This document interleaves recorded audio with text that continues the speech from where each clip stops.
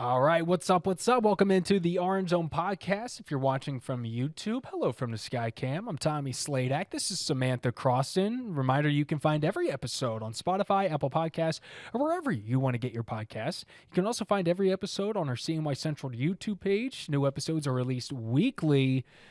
Going to be getting into some bi-weekly, and we invite you to comment, subscribe for more OZ content. And if you were watching us last week, you saw that we were in a different set. We were up in the news set upstairs, not in the OZ Syracuse heavy themed show. And part of that is because we had a rain delay, Sam. A true rain delay. Mm-hmm. I wish that the people who were listening could see truly how big this room is, but it was so perfect that the rain was only over this table that you see now that we're sitting at. So that was a bummer, but we also got to have on a guest via Zoom as a result of that. So some good and some bad, but we're back. We're back. Shout out Brian and Nelly. He's over there adjusting something right now. Makes this thing look grand and brand new and better than ever in the matter of like an hour. The man's a wizard. So we're glad to be down here. I like to think it built character. It made us appreciate this set more than anything. Absolutely. And I'm happy to be back. I think that it definitely built some character for us. We had to go through that hardship Little together. adversity, right. And I think we overcame it. I think so too. And it leads us into some breaking news this Tuesday as we're recording this. There was some stuff swirling around Twitter Tuesday morning, and as we're working to confirm it, I think we're going to go with our guy that we know and trust. That's Syracuse.com's Brendon reporting that SU's most high-profile booster, and I don't even think it's even close, Adam Weitzman, will no longer provide name, image, and likeness deals to Syracuse athletes or bring celebrities to Syracuse University athletic events. And to just put it into scope, if you don't know Adam's background, he's the upstate shredding, very much just kind of your do-it-all entrepreneur, social media influencer, millions of followers, and has deep ties to CNY in upstate New York, and very much puts his money back in. And just to put into the scope of how much money, we're talking more than $2 million in NIL deals to current and future SU student athletes. That's what he said earlier this year. And while he says he's going to be honoring the ones that are already in place, the future, he's saying no more. And it's a pretty big deal. Not to mention all of the money that's not included in that it must take to fly in certain guests, to fly in Jalen Hurts and Eagles players. He did that. DeMar Hamlin, all of the guests Cole that he's brought Hauser, in. Yellowstone, a little bit of everything. Jimmy Fallon, The Tonight Show. So we've seen a lot of guests that have been brought in thanks to him. He brings them to some basketball games. Definitely a draw, I would say, for some fans and potentially some recruits.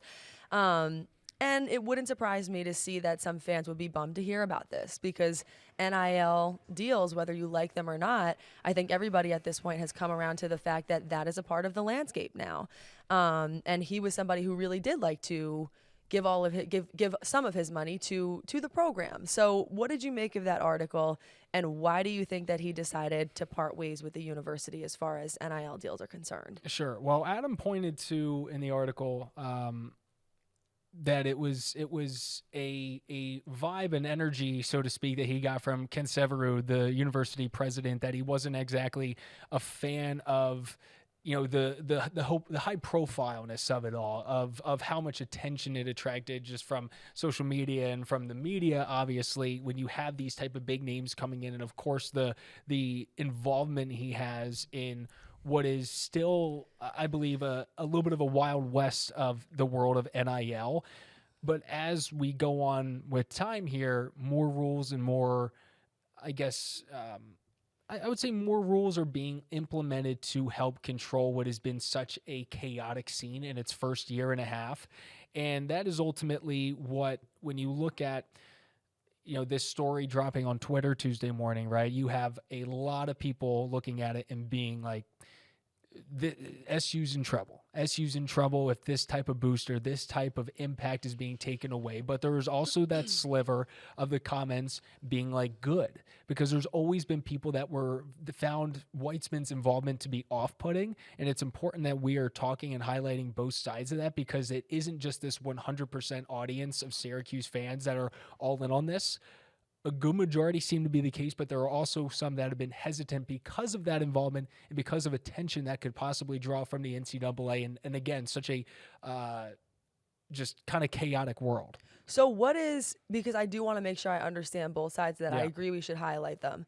For me personally, I do think that the more NIL deals, the better. So explain to me what the people have been saying who do say this was off-putting. It's a good thing that he's no longer with the university on NIL deals. Sure, because the NIL deals right now, for what they are name, image, and likeness deals in which people are hired as a face of a company and provide work to be a part of that. A good example of that is, Garrett Schrader was doing some stuff with car commercials over the fall and winter. You'd see him week by week. Then you'd also have smaller ones like the Fine Mess tailgate that we spoke with multiple times, where they had Enrique Cruz come and kind of do pump up videos, so to speak, and very much interact with their community of fans that would tailgate. So you had a very small scale to the large scale, and ultimately a part of the NIL deal is involvement in doing some sort of task and work.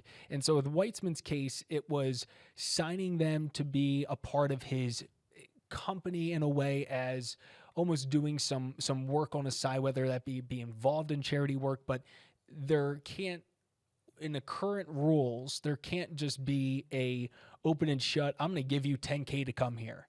There needs to be almost a little bit of a sponsorship deal in there, and saying he works, the athlete is working to get to this point. And I'm going to bring in Hodges here because he might be able to shine a little bit light on better than the words I just mumbled all together, because it is a complicated thing. About NIL? Yeah. Dude, I played D3 sports. We didn't get any of that. Oh, I know that. But just in what you've observed over the last year or so. It's just been one of those talking points that even like me consuming a lot of national sports media, no one really knows where it's going. The term Wild West has been thrown out a ton. And, I mean, you look at the transfer portal and where guys are going. Like, this is an example away from Syracuse, but, like, Caleb Love going from North Carolina to Michigan. Like, what do you think some of the things are that go into one of those things? A big-time football player transferring to, like, Alabama or to Syracuse. Like, you've seen the transfer portal grow exponentially over the course of, what's it been now? Like, how many years exactly? Like 3 to 5, right? Since when? The transfer portal was kind of instituted. Oh, no, it's really only been, the freedom of it has only been in place for about, I want to say 2 years, 2.5 maybe.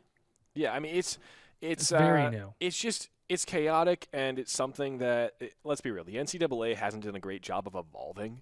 Yeah. With anything, really. And with under new leadership now, I think that's going to change for the better, but it's still going to take time. Mm-hmm. You're going to see boosters like an Adam Weitzman at other schools able to buy, for lack of a better term. And I say that not trying to be negative. I say that just being like, it's a word that's the first thing out of my mind. Like, they are influencing recruits, I guess is the better way of saying it. Yeah. We have these opportunities here in, like, Austin, Texas, or in Eugene, Oregon with Nike, or in Northwestern, even, like, with all of these companies that are going to be based in Chicago or are already based there. They're going to be able to draw some pretty top-tier recruits there.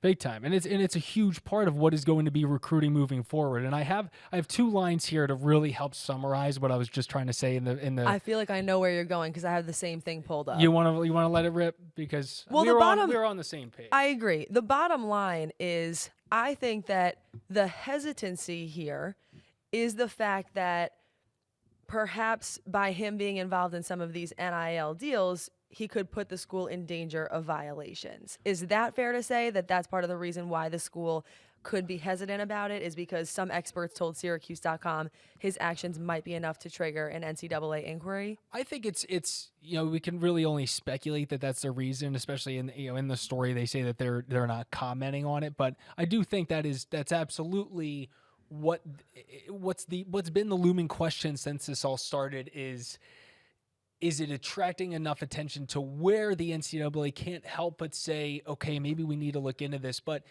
here's the thing that I think is going to help Syracuse fans understand where we're heading. Adam's a huge deal here because he is that one big name with a ton of money, ton of bread. You go to some of these SEC schools, in a school like Texas and whatnot, and you have that oil money involved, and there's 50 Adam Weitzmans. But right? that's why I really am so confused by all this. Like even the fact that, okay, there is the possibility that it could trigger some kind of a violation. But if you're Syracuse, why would you not want this guy involved in the program? Makes no sense to me. Makes no sense. Because he's the kind of person who, like, not only could it help to potentially bring in some recruits, but it even says that the reason why he wanted to throw in some of this money, and I truly believe this was his intention, is solely for the purpose of making the program better, of bringing them back to that kind of team where they could be a national championship caliber team. And because Syracuse is a relatively small city, I am really surprised that the one person who, the fact that we even have an Adam Weitzman seems kind of totally. like, why do we even have this dude who has, millions of followers and all this influence and all of this money? So the fact that he wants to spend it on the program, I would love to hear what you guys think. For me personally, this is feeling like a big loss. It really is. Financially speaking, yeah, and it could have a huge impact down the line. The two lines I was going to say, though, to break down NIL in its simplest form, which is much better than the way I tried to say it, is that college athletes are allowed to receive financial compensation now for their name, image, and likeness. It refers to the use of an athlete's name, image, and likeness through marketing and promotional endeavors. So again, that marketing, that promotional endeavors, ultimately it's a explanation for what is, like Brendon said, in a way, can be just buying players to come to your school. Understanding where college athletics is heading is starting with who the new man that's taken over at the NCAA, and it's the former governor of Massachusetts. They needed someone that understands Washington, D.C., that understands the national politics at play, that is very much changing the landscape of this whole thing, because end of the day, these teams, these players have been money-making machines forever. And just now they're starting to get their cut that they very much deserve. No doubt, man. No doubt. I agree. And the only other thing I want to clarify is I wasn't even saying earlier, for me, I'm not even saying so much about testing the boundaries or seeing what is appropriate versus what is not. All I'm saying is NIL deals are illegal now. They are. Right. So why not compete in that way? Why not give yourself and your school a competitive advantage in that way if other schools are going to be doing the same thing? That's all I was trying to say. Right. But again, there are those rules in place. And, Yes. and the question is with the NCAA is, are they actively or going to be looking into everything and really policing it? Because right now it just doesn't seem like that. Again, Wild West. It's still the name of it, because from what we know, we haven't read anything about there being these crazy major violations. There was something with the Cavender twins down in Miami. Is really the only thing I can think of over the last year. But you can't tell me that now that I'm thinking about it, that's the only thing that they've looked into. Agree. Because maybe it's been clean. Maybe it's checked all their boxes. But end of the day, Adam is the big name here. And because CMY, this is the local community. Sometimes it feels like that is the biggest story everywhere, but in reality, there's hundreds of Adam Weitzmans. There just happens to be one right here, so he is the big name. And to think that he's at the very top of the NCAA's list, I think that's a ridiculous thing to think about. But naturally, with big donors, and you have these rules in place, there's no reason why the NCAA shouldn't want to look and check stuff to make sure things are going the way it's supposed to go. And that is allowing financial compensation through marketing and promotional endeavors. Are they meeting that? And what exactly does that mean? That's been the age-old question for the last 2 years. Right. And again, I don't know the answer to that, but maybe that's just another conversation and interesting thing to think about is who is the onus on to come up with these rules, to establish the boundaries? And to your point, how much is it actually going to be policed next year and in the years to come? I think those are important questions. They are. Good convo. Moving on. Let's get to some lax talk and then a little softball talk. We have some trivia. But before we get to that, we have a replay of a few weeks ago. Sam said something in particular about this Syracuse men's team that we're starting to see play out right now, Brendon. What would you categorize as a success over these next 4 games? Is it just getting one of them? Or are your expectations higher? And where does and where do you think that stems from? I know that's a tough question. I don't think that my expectations necessarily for the season are higher than one ranked win. Yeah. But my expectations for the program are higher than that. Certainly. I think if you go to Syracuse to play men's lacrosse, there's a certain level of oomph that comes with that. I would love to see them grab 2, maybe even 3. All right. Well, Syracuse moving up to 17 because they got one of those 2 or 3 wins that Sam was hoping for, beating Princeton 16-13. And yeah, they took care of the Tigers. It was a fun game to watch. We saw improvements in multiple places, and it was enough for a team that really just got their first win over that team they weren't supposed to beat all year. And it was enough to put them back in the bowls. I told you, it's an unfortunate situation, but sometimes for teams, especially when they have some young characters who contribute in a big way, it's a completely different situation once all of that pressure is gone. I just felt like that's what they needed, was to feel like we're out of the rankings here and let's just play these next few games and not worry about what playoff time and NCAA tournament time could bring. And look at the result. I mean, some of the standouts I see on this list that really stick out to me, they've been having a hard time with the face-off all year long. All of a sudden, Jack Fine has a career day, winning 20 of 32. Boom, that's a difference maker. I would absolutely say that they probably would have won 2 or 3 games that they didn't win this season if that would have been the case. That's one of the biggest things that they need to fix moving forward. So to see that, the face-off went well, Will Mark played well, which you know how I feel. I think he's been pretty good all season long. Those kinds of things make a difference. And it was really nice to see them get that collective win.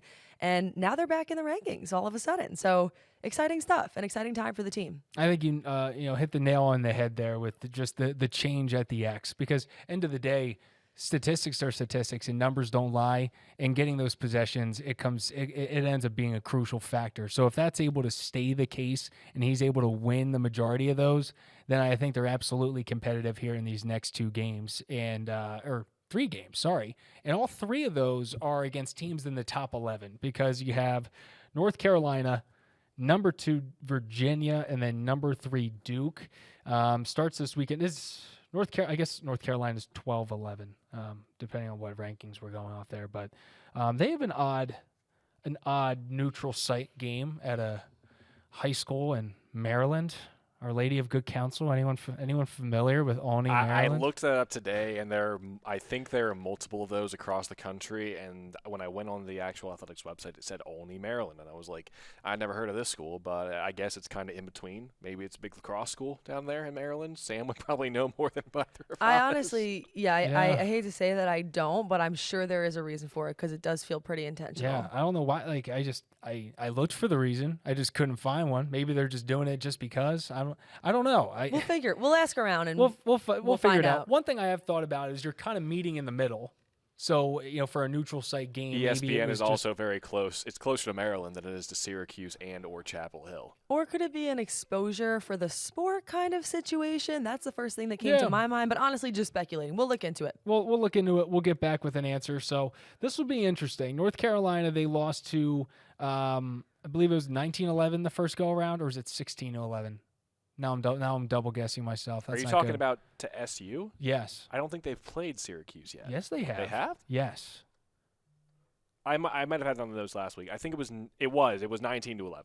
19-11. Yeah. Okay, good. All right, not losing my mind. But anyway, they were very competitive in that game, and that was one of those classic, like, just fourth quarter, all of a sudden wasn't a thing. So, Sam, you want to see them get one more. I think ultimately, do they need 2 more for a shot at moving on past this? Well, into the postseason? Again, that is also such an interesting question, because I know it doesn't work this way, but I was just thinking about it. On the men's side, correct me if I'm wrong, but I believe it's a 16-team field, right, Brendon? It's a fantastic question. I think for NCAA men, I thought it was 16. I think it is, because the women's tournament is weird where they have like 29. 29 teams. I think it's 16. But it's not gonna. It doesn't necessarily mean the top 16 teams. I get know. in, because the rankings, there's like Princeton was under 500 in the rankings last week. And this is exactly what I was about to say. Is it's interesting because right now Syracuse is still kind of, they're hovering in that top 20, but just because you're in the top 16 doesn't mean you have to make it. We know that because of the situation that happened with Notre Dame. I don't remember if that was last year or 2 years ago, but that was pretty messed up. Right. By the end, I thought 16 with 2 playing games. With 2 playing games. Yeah. At least that's what it was last year. I think they're at least in the conversation, potentially, depending on how the next 2 games go. Definitely depending on how these next few games go. But yeah, I mean, I would love to see that, whether it's for a spot in the tournament or not. I just think that it would mean a lot for this team to finish on a high note. You talked about this during football season, a little bit of recency bias. I love that word. I think that's so important, is to kind of remember how the season finished. What kind of team were you at the end?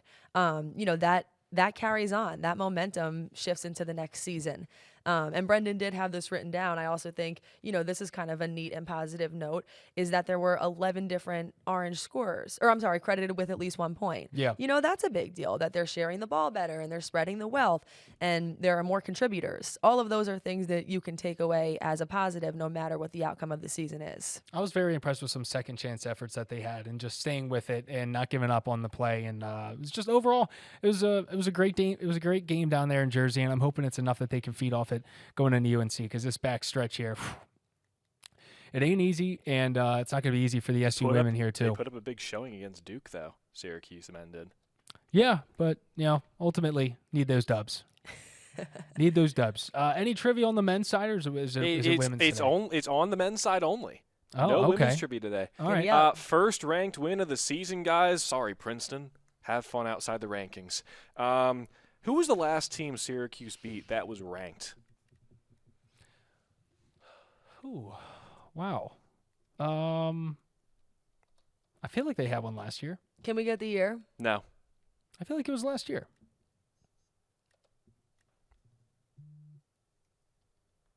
I don't know about that. All right, let's talk it out. Let's make it good. We'll do good podcasting here. Good radio. You want me to read the question? I know you made fun of me last week by saying that you read the question a second time. This is another example where you think I'm not going to watch the podcast, but I did. Flashing back to football season. So I'm going to read the question the second time. Well, not verbatim, but just like, who was the last ranked win that Syracuse had before Princeton? I feel like it was last year. And it was 1913 for the North Carolina game this year. 1913. Okay, Yeah. Great. I don't know why. I don't know if I can get behind that or not. Who was it? Who did they win against at all last year? I don't. Maybe they it only was won. the year. They only won 4 games last year. Okay, then maybe. Yeah, but don't say that, because he tries to throw us off. What? No way. They had. He's like, you're like Swiper from It was- Dora. it was He's like in- a villain. Swiper, no swiping. It was in the Rachel Culver got this question right, guys. Is Rachel back there right now? She is back here right now. Rach, any hints? She's not on the microphone. She doesn't give hints. It was worth a shot. Just scream it for me, and I can hear it over the wall here. All right, let's just think for a minute, first of all, about who would be ranked. I don't know why the first. I'll just give you just so I can say it. I don't know why. I know they lost them both times last year. For some reason, the name that's coming to my head is Notre Dame, for just absolutely no reason at all. I have that in my head. It also, a UNC would be definitely possible. A Maryland would definitely be possible. It was not further back than 2021. I know that. I know it deep down in my soul is not further back than 2021. And now I'm really trying to lock in on it and have it just right there. A part of me, maybe it was just because Tucker Dordevic had that crazy goal last year, and I knew it was a good game. They Do ultimately you remember lose. who they won against last year? No, I can't even remember that. I can't even remember what I. I don't. It wasn't. Yesterday. It wasn't Notre Dame. So if last year is the year, I think it had to have been 2 years ago. I think it was either Duke or Notre Dame. you just guess one, All right, and I'm gonna guess one, I'm going 2021 Duke. and I'll go Notre Dame, and we'll just see what happens. Ladies and gentlemen, Tommy Sladek got the year wrong. He got the team right. Yes. And Tucker Dordevic, 5 goals against Duke last season in a 14-10 win. It was last year. That mother Nice. mother of earth, Brendon Hodges. Of Earth. Gosh. If we did not have that Nice. exchange, I would have just said Duke last year. I know. I'm sorry. I'm the worst. Why did I even say a year? That's just like I just pinned You myself. didn't have You to didn't say even a have year. to do that. Now you're gonna I get like just said- docked half a point. I just wanted like I I just kind of just wanted said no, bonus points. I wanted to look really I didn't. freaking I'm cool. not talking points. I didn't ask you to name the year. You just did. You got the team right. You got the question right. Good I feel job. good about that. Good job. Thank Good you. job. Thank you. I can't. Why did I think they lost that game? Just trauma. Just I think recent trauma. Just trauma. Just trauma with the team. Good question, Brendan. Do you have By the anything way, else? I have a second one, but that's for later in the show, like towards the very end. Okay. Okay. All right. Well, let's get into some Syracuse women's lax because they still number one. Oh yeah. 4 weeks in a row. Four. That's your little That's a long dance? time. That's a month.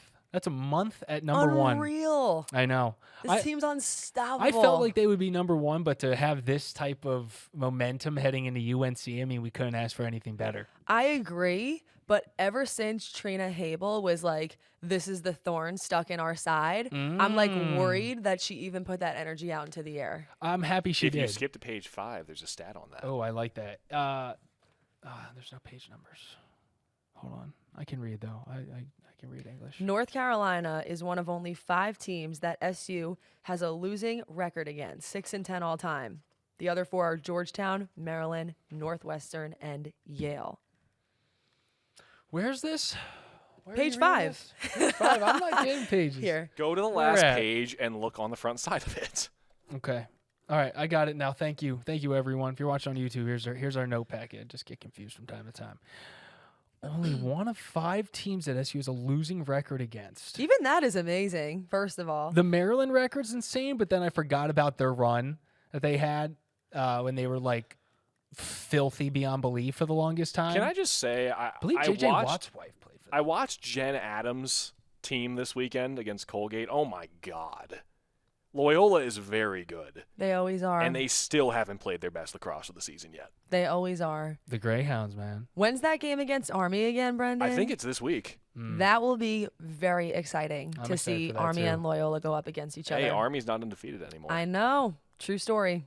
True story. It's just facts. But anyway, this team, 14-0, first time in program history. I believe I have that right. Well, obviously, first time in program history. They had a 13-game win streak that now gets broken at 14 games. And I was over there at Cicero North Syracuse over the weekend for the 19-10 win against Clemson. Right? How was that? Awesome. Like, honestly, tremendous. The crowd was great. Like, it was free to get in, but we had been pushing it. Monster Jam came in, which felt very slap in the face-ish for a team that's number one, but ultimately I think it ended up being a blessing just because it was a beautiful day. And I mean, Michael J. Bragman's a big stadium. That's the biggest in Central New York for sure at the high school level. And that place was pretty much full. Like, we're talking a fantastic crowd, and Kayla talked about it after the game. The players talked about it. It was just a really good energy. Not to mention just like to have that new type of camera shots personally, for the sports department, it was very refreshing. And honestly, I just hope that, like, no matter what the outcome is for this team come May, Sure. they realize that people in the community really care about this. I was sitting in on a board meeting yesterday at North Syracuse for things Dope. completely unrelated to sports. Yeah. But they made a mention about it. They were talking about the fact that, we had, we hosted the Syracuse women's lacrosse team over the weekend. They talked about the attendance numbers. Like, people are talking about this and saying how great it is for the community. So it's really exciting to have a team that's ranked number one. But this game against UNC is going to be very interesting. Walk me through it, Sam. What's been on your mind when it comes to this? Because I know this is the type of thing that you probably just are driving down the road and just start thinking about it. It's interesting. I mean, certainly having North Carolina and Boston College left on the schedule, I think that that's exactly where you would want to be. The first thought that comes to my mind is good on head coach Kayla Trainer if this was up to her to schedule these games as late in the season as possible. I really don't think that you want to face North Carolina in February, in March. I really think you want that to be an April kind of matchup. The other interesting thing to keep in mind, no matter what happens in the outcome of this particular game, is that it is definitely likely that it's not the only time that you're going to see them this year. I think that's I think another so. thing to keep in mind. Perhaps it is definitely possible that this is only round one. Sure. And I think that also probably mixes up the strategy a little bit. Are you going to see a team like this again? But I just think it's critical. I think that UNC is one of those matches that you have circled on your calendar every single year if you're Syracuse. And if they're able to beat them, I think it just, again, kind of reestablishes dominance. I do think when I think about the teams that could take this team down or could be the reason why this team does not secure their first national championship, I think about North Carolina and I think about Northwestern, honestly, even over Boston College. Those are the two teams that in my head I'm like, these teams could be a problem. Well, right now, one of the biggest storylines heading into Saturday is going to be Megan Tyrell. She had 5 points against Clemson, and it was one of those watching a game where we already knew it.